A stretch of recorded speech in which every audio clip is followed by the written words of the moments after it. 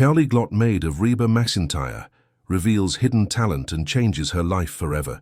The crystal chandelier cast dancing shadows across the marble floors of the grand ballroom at the Nashville Palace Hotel, where the most powerful figures in country music had gathered for what would become the most talked-about night in industry history.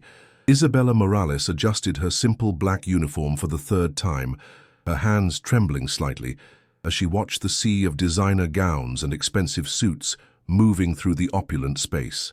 She had no idea that in less than 2 hours, her entire life would change forever in the most shocking way imaginable. At 32 years old, Isabella had learned to make herself invisible.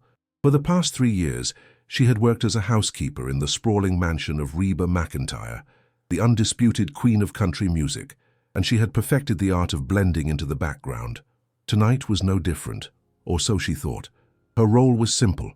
Stay close to Miss Reba, carry her extra lipstick, hold her purse during photo opportunities, and remain silent unless spoken to directly.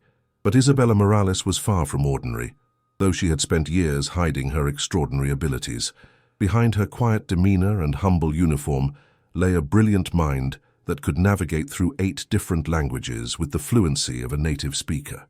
English, Spanish, Portuguese, French, Italian, German, Mandarin, and Russian flowed through her thoughts like rivers, converging into an ocean of knowledge. She held degrees in Linguistics International and International Relations from Georgetown University, achievements that seemed like distant dreams now as she stood in the shadows of Nashville's elite. The irony was not lost on her. Here she was, surrounded by people who traveled the world, who sang about dreams and determination, yet none of them knew that their help had once been courted by the United Nations to work as a senior interpreter. None of them knew that she had turned down a 6-figure position at the State Department because her mother had fallen ill, forcing Isabella to take any job she could find to pay for medical bills and support her family. As she watched the glittering crowd, Isabella couldn't help but notice the small groups of international visitors scattered throughout the ballroom. She could hear fragments of conversations in languages she understood perfectly, business deals being discussed in hushed tones, cultural barriers creating misunderstandings that could easily be resolved with proper translation. But she remained silent, as always, invisible in plain sight. "Isabella, darling, could you hold this for me?" Reba's warm voice broke through her thoughts. The country legend handed her a small beaded purse, her kind eyes meeting Isabella's with genuine affection. Reba McEntire was unlike any employer Isabella had ever imagined. She treated her staff with respect, remembered their birthdays, asked about their families, and never made anyone feel lesser because of their position. "Of course, Miss Reba," Isabella replied softly, accepting the purse with careful hands. She had noticed over the years that Reba often observed her more closely than seemed necessary for a typical employer-employee relationship. Sometimes Isabella caught her watching as she dusted the library, where Isabella couldn't resist pausing to read passages from books written in various languages. Other times, Reba would find excuses to ask Isabella about her opinions on international news or cultural differences, conversations that revealed far more about Isabella's education than her job required. What Isabella didn't know was that Reba had been quietly investigating her background for months. The country star had been intrigued by her housekeeper's obvious intelligence, the way she could solve complex problems, her perfect pronunciation when answering calls from international reporters, and the advanced literature she spotted Isabella reading during her breaks. Reba had discovered Isabella's impressive academic credentials, her work history with prestigious organizations, and the heartbreaking circumstances that had led such a qualified woman to accept domestic work. Tonight, Reba had brought Isabella to the gala with a purpose far beyond carrying purses and lipstick. She had been waiting for the right moment, the perfect opportunity to reveal Isabella's true potential to the world. That moment was about to arrive in the most dramatic way possible. The ballroom buzzed with excitement as Mitchell Harrison, the notoriously arrogant CEO of Global Sound Records, took center stage near the ornate marble bar. Harrison was known throughout the industry for his ruthless business tactics, his condescending attitude toward anyone he deemed beneath his status, and his ability to close deals that other executives couldn't even imagine. He wore his power like an expensive cologne, overwhelming everyone around him with his presence. Tonight, Harrison was orchestrating what could become the largest international distribution deal in country music history. Representatives from major European markets, Asian entertainment conglomerates, South American media giants, and Russian cultural organizations had flown to Nashville specifically for this negotiation. The deal could open doors for American country artists in markets that had previously been untouchable, potentially generating hundreds of millions in revenue. But there was a problem, and it was becoming more apparent by the minute. The international executives, despite their impressive credentials and business acumen, were struggling to communicate effectively. The German representative spoke limited English, preferring to conduct serious business in his native language. The Chinese delegation felt more comfortable discussing complex financial terms in Mandarin. The Russian cultural attaché insisted on clarifying legal terminology in Russian before committing to anything. The French media executive kept slipping into French when explaining distribution networks in European markets. Harrison had arranged for professional interpreters, but the specialized nature of the entertainment industry, combined with the legal complexities of international contracts, was proving too challenging. Technical terms were being mistranslated, cultural nuances were being lost, and what should have been a celebration of global cooperation was rapidly becoming a Tower of Babel. Isabella watched the growing frustration from her position near the wall, understanding every word being spoken in every language. She could see exactly where the communication was breaking down, which concepts were being misunderstood, and how simple clarifications could resolve the mounting tension. Her hands clenched the beaded purse more tightly as she fought the urge to step forward and help. The Chinese executive, Mr. Chen, was becoming visibly agitated as he tried to explain his concerns about digital rights management in broken English. His meaning was clear to Isabella, but the hired interpreter was struggling with the technical terminology.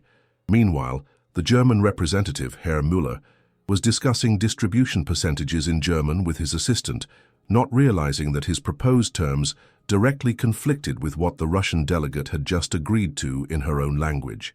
"This is becoming ridiculous," Harrison announced loudly, his voice carrying the sharp edge of frustration that everyone in the industry had learned to fear. "We're supposed to be closing the deal of the century, and we can't even have a proper conversation. These interpreters are useless." The hired interpreters exchanged nervous glances, clearly out of their depth with the specialized vocabulary and high-pressure environment. One of them, a middle-aged woman with kind eyes, approached Harrison hesitantly. "Mr. Harrison, perhaps we could take a break and—" "We don't have time for breaks," Harrison snapped, his face reddening with anger. "There are millions of dollars at stake here, and some of these executives have flights to catch tonight.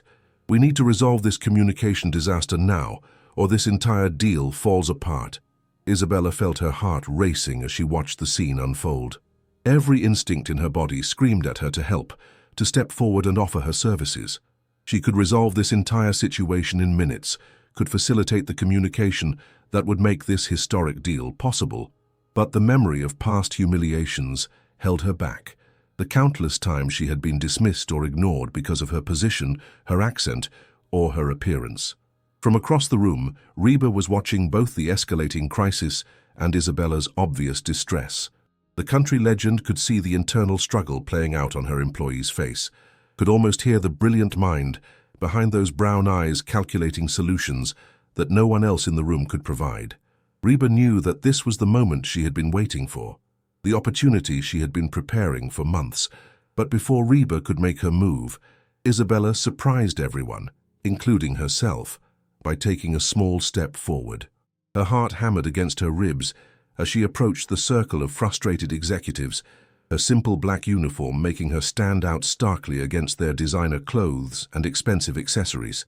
Several people glanced at her curiously, clearly wondering why the help was approaching their important business discussion. "Excuse me," Isabella said softly, her voice barely audible above the din of frustrated conversations. "I couldn't help but notice that you're having some communication difficulties. I might be able to assist with translations."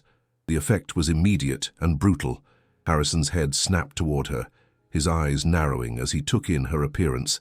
The conversations around them gradually died, as executives turned to stare at the presumptuous housekeeper who dared to interrupt their high-level negotiations. "I'm sorry, what?" Harrison's voice dripped with disbelief and contempt. "Did the cleaning lady just offer to solve our interpreter problem?" Nervous laughter rippled through the crowd as Isabella's cheeks burned with embarrassment. She could feel dozens of eyes boring into her, judging her, dismissing her, before she had even been given a chance to explain her qualifications. "I understand that this might seem unusual," Isabella continued, her voice growing steadier despite her racing heart. "But I speak all of the languages being used tonight. I have experience with—" "Oh, this is rich," Harrison interrupted, his voice growing louder as he sensed an opportunity to entertain his powerful audience. "Let me guess, sweetheart. You picked up a few phrases working in restaurants and hotels, and now you think you're qualified to handle international business negotiations worth hundreds of millions of dollars." The laughter grew louder and more cruel as Harrison warmed to his performance. Isabella felt her confidence crumbling, but something deep inside her refused to back down completely. She had come too far to retreat now. "Actually, sir, I have degrees in linguistics and international relations from Georgetown University, and I'm fluent in 8 languages, including—" "Sure you do, honey." Harrison cut her off again, his voice now booming across the ballroom and drawing even more attention to the spectacle. "And I'm the Pope. Look, Maria or Rosa or whatever your name is, I appreciate your enthusiasm, but this is serious business for serious people. Why don't you run along and fetch us some more champagne? Leave the thinking to those of us who actually went to school." The humiliation was complete and devastating. Isabella felt as though the floor had opened beneath her feet, swallowing her whole in front of Nashville's most powerful people. Tears stung her eyes as cruel laughter echoed around her, and she realized with crushing clarity that she had made a terrible mistake in thinking these people would ever see her as anything more than invisible help. But as Isabella turned to flee in shame, she had no idea that her moment of courage had set in motion a chain of events that would shock everyone in that ballroom and change the course of her life forever. Reba McEntire had seen enough, and the Queen of Country was about to remind everyone exactly why she had earned her crown.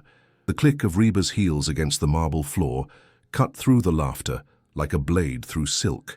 Every conversation in the ballroom died instantly as the legendary singer approached, her face a mask of controlled fury that veteran industry professionals recognized as far more dangerous than any explosive outburst. Harrison, still basking in the glow of his cruel performance, didn't notice the shift in atmosphere until it was far too late. "Mitchell Harrison," Reba's voice rang out with the authority of someone who had commanded stages for over 4 decades. "In my 47 years in this business, I have witnessed some despicable behavior, but what you just did to that brilliant young woman might be the most disgusting display of ignorance and cruelty I've ever seen." The silence that followed was so complete that Isabella could hear her own heartbeat echoing in her ears.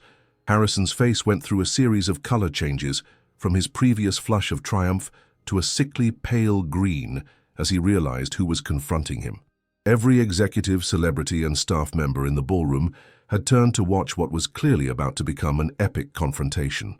"Now hold on just a minute, Reba," Harrison stammered, his confident swagger evaporating like morning mist. "I was just having a little fun. No harm meant. You know how these industry events can get a bit lively." "A little fun?" Reba's voice rose with each word, her southern accent becoming more pronounced as her anger intensified. "You just humiliated an incredibly qualified woman in front of hundreds of people, dismissed her education and abilities based solely on the uniform she's wearing, and you call that fun? Let me tell you something about fun, Mitchell. I'm about to have some fun of my own." Isabella stood frozen near the edge of the circle, tears still threatening to spill down her cheeks, unable to comprehend why Reba McEntire was defending her so fiercely. She had always felt that her employer was kind, but this level of protection seemed to go far beyond normal professional courtesy. "Reba, please?" Harrison attempted to regain his composure, glancing nervously at the international executives who were watching with intense curiosity. "Let's not make a scene over a simple misunderstanding. I'm sure your employee is perfectly lovely, but this is a complex business negotiation requiring genuine expertise." "Genuine expertise?" Reba laughed, but there was no humor in the sound. "Mitchell, you arrogant fool, you just dismissed someone with more genuine expertise than half the people in this room. Isabella Morales doesn't just speak those 8 languages. She has degrees in Linguistics International and International Relations from Georgetown University. She graduated summa cum laude with a 4.0 GPA and was recruited by the United Nations as a senior interpreter." A collective gasp rippled through the crowd as Harrison's face went from pale green to ash gray. The international executives began murmuring among themselves in their various languages, suddenly looking at Isabella with entirely different eyes. Furthermore, Reba continued, her voice gathering momentum like a freight train, Isabella turned down a position with the State Department that would have paid her more in 1 year than you probably pay your interpreters in 3, because she chose to care for her sick mother instead of pursuing her own career ambitions. So when you mock her dedication and intelligence, you're not just insulting an employee, you're insulting one of the most selfless and brilliant people I've ever had the privilege to know. Harrison opened his mouth to respond, but Reba wasn't finished. She turned to address the international executives directly, switching effortlessly into perfect German as she spoke to Herr Müller. Herr Müller, Sie haben vorhin über die Komplexität der digitalen Rechteverwaltung in europäischen Märkten gesprochen. Isabella hat jedes Wort verstanden und könnte Ihnen dabei helfen, die technischen Einzelheiten zu klären, die Ihre Dolmetscher nicht erfassen konnten. Müller's eyebrows shot up in surprise as he realized that not only had Reba understood his earlier German conversation, but she was suggesting that Isabella could help with the technical details that had been causing confusion all evening. Reba then turned to the Chinese delegation and continued in fluent Mandarin, Chen Xian Sheng, Ningang Chai Tichu de Guanyu Shuzi Bangquan Guanli de Dangshan, Isabella Wangquan Lijie Nin de Yis, Ta Kei Bangju Nin Yukita Daibiao Gutong Jexie, Fuza de Xiangjie. Mr. Chen's eyes widened in amazement as he heard his exact concerns about digital rights management being articulated perfectly in his native language. He began nodding enthusiastically, clearly impressed by what he was hearing. And to our Russian friends, Reba continued, switching again to flawless Russian, Isabella understands the cultural nuances of your market that these generic interpreters have been completely missing. She could have prevented the 3 major misunderstandings that have occurred in just the past hour. The Russian cultural attaché, Yelena Volkov, stepped forward with obvious interest. This is quite remarkable, Miss McEntire. Are you saying this young woman has been here all evening, understanding our conversations while we've been struggling with inadequate translation? That's exactly what I'm saying, Reba replied, switching back to English. Isabella has been watching this entire negotiation fall apart because of communication barriers that she could have resolved in minutes, but she was too respectful to interrupt what she thought was being handled by professionals. Harrison, realizing that his entire evening was crumbling around him, made a desperate attempt to salvage the situation. Well, that's very impressive, Reba, but surely you understand that proper protocol requires... Protocol? Reba's voice cracked like a whip. You want to talk about protocol, Mitchell? Let me tell you about protocol. Protocol would have been treating a Georgetown graduate with respect instead of making racist assumptions based on her appearance. Protocol would have been asking about her qualifications before dismissing her out of hand. Protocol would have been recognizing talent when it offered to help, instead of humiliating someone in public for your own entertainment. The German executive, Herr Müller, cleared his throat and stepped forward. Miss McEntire, if I may, could we perhaps test these claims? I would be very interested to speak with Miss Morales, was it? About some of the technical issues we've been discussing. Absolutely, Reba replied with a smile that was both triumphant and terrifying. Isabella, would you be so kind as to demonstrate to these gentlemen exactly what real expertise looks like? Isabella felt every eye in the ballroom focused on her as she stepped forward on trembling legs. Her mind was reeling from Reba's revelations about her background research, but she forced herself to focus on the opportunity that was being presented to her. Guten Abend, Herr Müller. Isabella began in perfect German, her voice growing stronger with each word. Ich habe Ihre Bedenken bezüglich der Streaming-Rechte in Deutschland verstanden. Das Problem liegt nicht in den grundlegenden Vertragsbedingungen, sondern in den unterschiedlichen Interpretationen der GEMA-Bestimmungen für internationale Künstler. Müller's jaw dropped as Isabella continued to explain the complex legal framework governing music distribution in Germany, using technical terminology that the professional interpreters had been struggling with all evening. She outlined 3 specific solutions to the licensing issues that had been blocking progress for over an hour. Mein Gott, Müller whispered, turning to his assistant who was furiously taking notes. She understands the regulatory framework better than some of our own legal advisors. Without pausing, Isabella turned to the Chinese delegation and began speaking in fluent Mandarin, addressing Mr. Chen's concerns about digital piracy protection and revenue-sharing models in Asian markets. Her explanation was so clear and comprehensive that Chen began nodding enthusiastically before she had even finished. "This is extraordinary," Chen exclaimed in English, his previous frustrations completely forgotten. "Miss Morales has identified solutions that could save us months of additional negotiations." The Russian attaché stepped forward eagerly. "Miss Morales, if you could perhaps explain to me in Russian the American perspective on cultural exchange programs."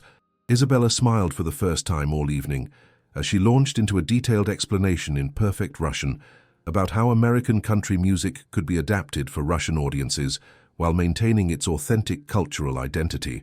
She discussed market penetration strategies, cultural sensitivity considerations, and potential collaboration opportunities that could benefit both industries.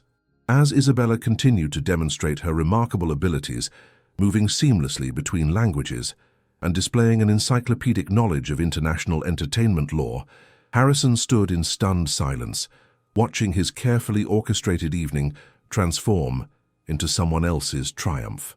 The other executives began gathering around Isabella, eagerly asking questions in their native languages and receiving articulate, knowledgeable responses that far exceeded anything they had experienced from the professional interpreters.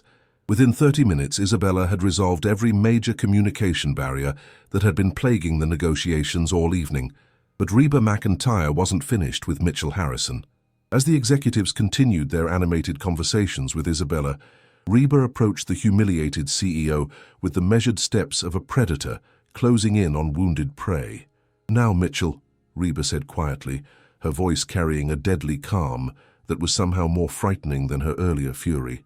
"I believe you owe Isabella a very public apology. And after that, we're going to have a little discussion about respect, dignity, and the consequences of underestimating people based on their appearance." Harrison looked around desperately for an escape route, but found himself surrounded by witnesses to his humiliation. The evening that was supposed to cement his reputation as the most powerful deal-maker in Nashville was instead becoming the night that would destroy his credibility forever. And Isabella, who had started the evening as an invisible servant, was about to become the most sought-after talent in the international music industry, though the biggest surprises were still yet to come. Harrison's hands shook slightly as he loosened his expensive silk tie, sweat beading on his forehead despite the ballroom's perfect climate control. The man who had entered this evening as the undisputed king of international music distribution was now watching his empire crumble in real time, and the worst part was that he had orchestrated his own destruction. I think there's been a misunderstanding," Harrison stammered, his voice barely recognizable from the booming confidence he had displayed just an hour earlier. "Miss Morales, I clearly misjudged the situation, and I sincerely apologize for any offense I may have caused." "Any offense you may have caused?" Reba's voice cut through his weak attempt at damage control like a sword through paper. "Mitchell, you didn't cause offense. You committed character assassination in front of hundreds of witnesses. You reduced a brilliant woman to tears based on nothing but your own prejudice and arrogance." Isabella stood in the center of what had become an impromptu international summit, still reeling from the rapid transformation of her circumstances. The executives who had been dismissing her existence 30 minutes ago were now hanging on her every word, asking detailed questions about market penetration strategies, cultural adaptation techniques, and regulatory compliance issues that she answered with the expertise of someone who had spent years studying these exact topics. "Miss Morales," Herr Mueller said enthusiastically, "your analysis of the European streaming landscape is remarkable. Have you considered consulting independently? I can think of several major projects that would benefit enormously from your expertise." Before Isabella could respond, Mr. Chen stepped forward with equal enthusiasm. "Miss Morales, our Beijing office has been searching for someone with your exact qualifications for months. The salary package we could offer would be quite substantial." "Gentlemen, please," Yelena Volkov interjected with a knowing smile. "I believe you're getting ahead of yourselves. Miss Morales clearly has existing commitments." She turned to Isabella with genuine respect. "However, I would very much like to discuss potential collaboration opportunities between our cultural organizations." Isabella felt overwhelmed by the sudden attention and opportunities being thrust upon her. For 3 years, She had cleaned toilets and dusted furniture while dreaming of using her education for something meaningful. Now, some of the most powerful people in international entertainment were competing for her attention, and she didn't know how to process the emotional whiplash. But Reba wasn't finished with her lesson in consequences. "Mitchell," Reba called out, her voice carrying clearly across the ballroom. "I believe these gentlemen are still waiting for that apology I mentioned. A proper one this time, not some corporate non-apology about misunderstandings." Harrison looked around desperately, hoping to find some way to escape the public humiliation, but every face in the crowd was watching expectantly. Several people had their phones out, clearly recording what was rapidly becoming the most talked-about incident in Nashville history. "Miss Morales," Harrison began again, his voice cracking slightly, "I was completely wrong to judge you based on your appearance or position. Your qualifications are obviously exceptional, and I deeply regret my inappropriate comments. I hope you can find it in your heart to forgive my ignorance." Isabella studied his face for a long moment, seeing none of the cruel amusement that had been there earlier, only genuine fear and desperation. "Mr. Harrison," she replied quietly, "I accept your apology, but I hope this experience teaches you to look beyond surface appearances in the future. You never know who might surprise you." Her gracious response only made Harrison's earlier behavior appear more reprehensible by comparison, and several people in the crowd murmured their approval of her dignity under pressure. But Reba had one more devastating blow to deliver. "That's very gracious of you, Isabella," Reba said loudly enough for everyone to hear, "but I'm afraid Mr. Harrison's education isn't quite complete yet." She turned to face Harrison directly, her eyes blazing with righteous fury. "You see, Mitchell, actions have consequences, especially when you're dealing with someone who has spent decades building relationships in this industry." Harrison's face went from pale to completely white as he realized what was coming. "The deal you've been working on all evening, this grand international distribution agreement that was supposed to make you the most powerful man in Nashville. Well, I'm afraid that's not going to work out for you." Reba's smile was absolutely predatory. "You see, 3 of the major labels involved in this deal happen to be partners of mine on various projects, and after witnessing your disgusting behavior tonight, I'm going to make sure they know exactly the kind of person they'd be doing business with." "Reba, please," Harrison begged, all pretense of dignity abandoned. "You can't destroy my career over one mistake. I have a family, employees who depend on me. You should have thought about that before you decided to humiliate an innocent woman for your own entertainment," Reba replied coldly. "Besides, I'm not destroying your career, Mitchell. You did that all by yourself. I'm just making sure the right people know about your true character." The international executives exchanged glances, clearly uncomfortable with Harrison's behavior and its implications for their potential business relationship. Mr. Chen was the first to speak. "Mr. Harrison, I must say that this evening has given me serious concerns about conducting business with someone who treats people in such a manner. Professional respect is fundamental to any successful partnership." Herr Müller nodded in agreement. "Indeed, the way someone treats service staff often reveals their true character. I'm not certain Global Sound Records aligns with our company values." Yelena Volkov was more direct. "Mr. Harrison, the Russian Cultural Ministry places great emphasis on dignity and respect in all our business relationships. After tonight's display, I cannot recommend proceeding with our planned collaboration." Harrison watched in horror as months of careful negotiations crumbled around him. Representatives from South American markets, European distribution networks, and Asian entertainment conglomerates all began expressing similar concerns about his character and professionalism. "Wait, please," Harrison pleaded desperately. "Surely we can work past this minor incident. Think about the opportunities we're discussing, the potential profits. Minor incident?" Reba's voice rose to a volume that commanded attention from every corner of the ballroom. "Mitchell, you publicly humiliated a woman with a genius-level IQ and advanced degrees from one of America's most prestigious universities. You made racist assumptions, mocked her appearance, and suggested she was delusional for offering to help. That's not a minor incident, that's a major character flaw." As if the evening couldn't get worse for Harrison, Isabella's demonstration of expertise had attracted attention from other industry professionals who hadn't been part of the original negotiations. A talent agent from Creative Artists Agency approached with obvious interest. "Miss Morales, I'm Sarah Patterson from CAA. I've been listening to your conversations this evening, and I have to say, your knowledge of international markets is extraordinary. Have you ever considered working in talent representation? We have clients who desperately need someone with your linguistic abilities and cultural expertise. A music producer from Sony Nashville joined the growing circle around Isabella.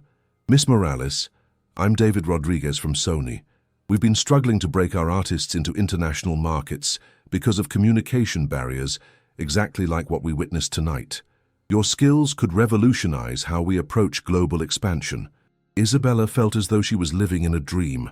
Less than 2 hours ago, she had been invisible help, and now some of the biggest names in the entertainment industry were offering her career opportunities she had never dared to imagine. But the most shocking revelation was still to come. Actually, Reba announced, her voice carrying a note of satisfaction that made everyone turn to listen, Isabella won't be available for outside consulting because I have a much better offer for her. She paused dramatically, ensuring she had everyone's complete attention. Isabella, I've been planning this moment for months, waiting for the right opportunity to make you an offer you couldn't refuse. Isabella's heart nearly stopped beating as she stared at her employer in complete confusion. Miss Reba, I don't understand. Isabella, darling, I want to offer you the position of Director of International Relations for McEntire Entertainment Group, with a starting salary of $300,000 annually, plus bonuses, plus equity participation in all international ventures. Reba's announcement sent shockwaves through the crowd. Your job would be to spearhead our global expansion, work directly with international partners, and help establish country music in markets where it's never had a presence before. The ballroom erupted in excited murmurs as people realized they were witnessing not just a confrontation, but a complete transformation of someone's life in real time. Isabella felt her knees go weak as the magnitude of the offer hit her. But Miss Reba, Isabella whispered, tears now flowing freely down her cheeks, why didn't you tell me before tonight? Why wait until now? Reba's expression softened as she reached out to take Isabella's hands. Because, sweetheart, I needed you to see your own worth first. For 3 years I've watched you hide your brilliance, convinced that nobody would value your talents. Tonight, you finally found the courage to step forward and show the world who you really are. That courage was the final qualification I was waiting for. The crowd watched in stunned silence as the implications of Reba's revelations sank in. This hadn't been a spontaneous defense of an employee.